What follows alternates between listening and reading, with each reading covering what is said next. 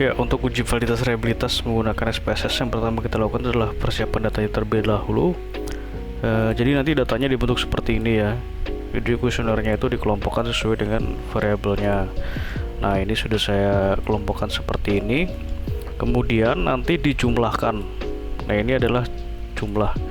Jadi jumlahnya ini per variabel. Jadi ini misalkan untuk social function, jadi dijumlahkan dari pertanyaan ke-1 sampai dengan pertanyaan ke-4, dijumlahkan hasilnya berapa. Nah, seperti ini. Oke, setelah ini dijumlahkan, ini dari rumusnya nanti bisa diikuti. Nah, ini yang terakhir, TPR ini adalah nilai dari keseluruhannya. Nah, dari sini sampai ke sini itu dijumlahkan menjadi nilai TPR. Nah, TPR ini nanti yang terbaru. Jadi total dari keseluruhan kuesioner penelitian ini seperti apa untuk validitas reliabilitasnya. Nah, untuk nilai yang ditanyakan tadi untuk yang R-nya itu ya adalah ini. Nah, ini adalah nilai R-nya. Jadi tidak usah dihitung manual satu persatu ya. Kalau mau dihitung manual satu persatu ya silahkan. Cuma kalau saya tidak menggunakan manual perhitungannya, jadi langsung menggunakan SPSS saja. Jadi lebih mudah karena sudah ada teknologi ya. Oke, setelah seperti itu kita lalu buka aplikasi SPSS-nya. Kita buka SPSS. Jadi SPSS yang saya gunakan ini adalah versi 26, tapi nanti bisa bebas digunakan mau versi berapapun. Kalau misalkan belum ada untuk aplikasi SPSS-nya, nanti bisa beli Shopee, paling murah itu 10 ribuan. Ya, seperti ini sudah terbuka. Kemudian kita masuk ke variable view. Oke, biarkan dulu, kita minimize, lalu copy yang ini ya. Jadi nama-nama dari variabelnya ini, dari kuesionernya ini saya sudah kelompokkan sesuai dengan variabelnya. Jadi social function adalah inisialnya adalah SF, terus generic structures inisialnya adalah JS, seperti ini ya. Ini kita copy sampai dengan sini ya untuk total skornya ini. Kita copy semua seperti ini, kembali ke SPSS, lalu pada bagian variable view, kemudian name yang nomor 1 ini kita paste di sini.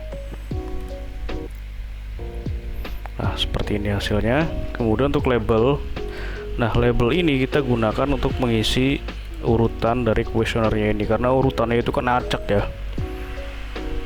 Jadi tidak selalu social function ini dalam urutan nomor yang sama gitu untuk kuesioner. Jadi ini contohnya untuk social function ini. Kuesionernya adalah nomor 2, nomor 11, nomor 19, dan nomor 26. Ini saya juga tidak tahu kenapa pertanyaannya itu teracak seperti ini ya, tidak urut. Sebenarnya menyulitkan untuk proses analisisnya. Setelah itu, setelah di copy, lalu kita copy juga ini urutannya ini. Kita copy, kita pastekan ke label.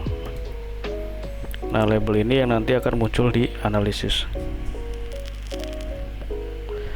Setelah terbentuk seperti ini, kita ke data view, kita copy semua data yang ada di sini. Nah, sini kita copy, kita pastekan di data view di nomor 1 ini ya. Kita paste seperti ini. Oke, setelah seperti ini lalu kita analisis caranya.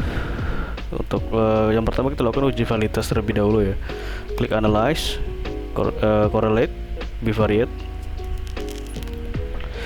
Jadi kita masukkan indikator ini ke sini, ke lembar kerja variabel ini. Jadi kita memasukkannya itu sesuai dengan kelompok datanya masing-masing. Ini saya contohkan beberapa saja, nanti repitasinya bisa dilakukan sendiri. Nah, kita lakukan untuk variabel yang pertama yaitu SF. SF itu adalah social function. Social function ini ada 4 pertanyaan. Nah, ini kita lihat ininya saja ya. Jadi SF1 sampai dengan SF4 kita blok seperti ini. Caranya itu pertama tekan SF1 ini, kemudian shift, kita klik SF4. Nah, seperti ini kita blok. Kemudian kita pindahkan ke sini dengan cara mengklik tanda panah yang ini. Lalu kita masukkan juga total skornya. Nah, ini SF yang ini adalah total skornya. Seperti ini, kita pindahkan juga. Nah, setelah seperti ini lalu kita klik OK. Nah, ini adalah untuk uji validitasnya. Nah, ini kita bisa lihat. Jadi variabel SF ini, social function ini ada 4 pertanyaan.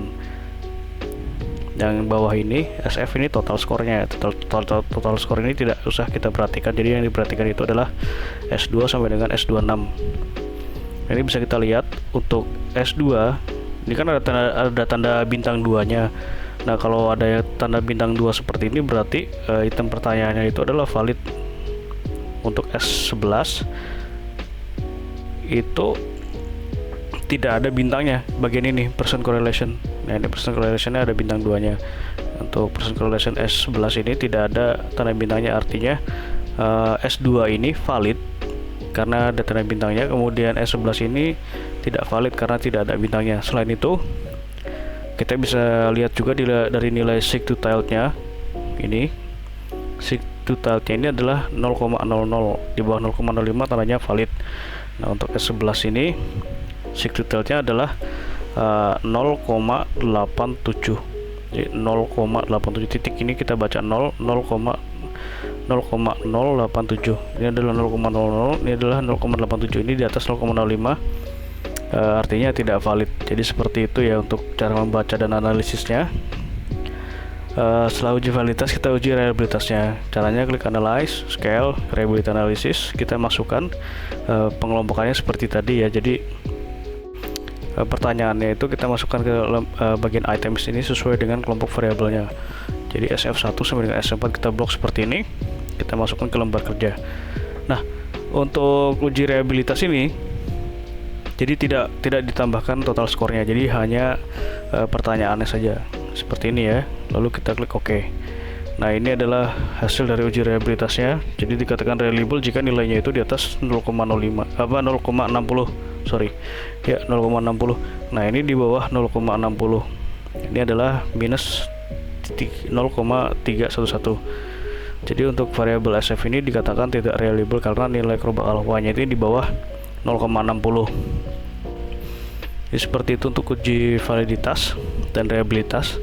Nah, untuk yang total score caranya sama seperti tadi. Jadi untuk variabel yang lainnya nanti bisa diikuti ya, caranya sama seperti tadi, jadi hanya repetisi saja. Nah, untuk total score ini kita masukkan semuanya. Jadi dari SF1 ini sampai dengan VB3 kita pindahkan ke sini. Kemudian TPR ini adalah kode untuk total score, kita masukkan juga seperti ini, kemudian OK. Nah, ini adalah untuk uji validitas untuk secara keseluruhan. Oke. Kemudian kita uji juga reliabilitasnya. Caranya sama. Kita pindahkan dulu. Jadi dari SF1 sama dengan VB3 seperti ini, lalu klik OK. Nah, ini adalah uji reliabilitasnya. Nah, ini bedanya. Untuk total score ini dikatakan reliable, namun untuk validitasnya ini ada beberapa item yang masih tidak valid ya. Seperti itu, nanti bisa dilihat di interpretasinya. Nah, ini adalah interpretasi untuk total variabelnya. Nah, untuk nilai R yang dihitung tadi secara manual itu adalah ini ya. Jadi tidak usah dihitung manual. Jadi saya rasa untuk analisis ini cukup karena semuanya sudah dihitung. Oke. Untuk repetasinya bagaimana nanti bisa dilihat di video ini. Sekian, terima kasih.